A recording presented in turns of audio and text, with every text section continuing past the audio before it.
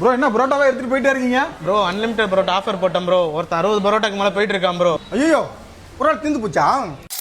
My dear Kallakurichi மக்களே, Kallakurichi AKT ஸ்கூலுக்கு முன்னாடி இருக்கக்கூடிய #11to11 ரெஸ்டாரண்ட்ல ஒரு கிராண்டான புரட்டாசி ஆஃபர் லான்ச் பண்ணிருக்காங்க.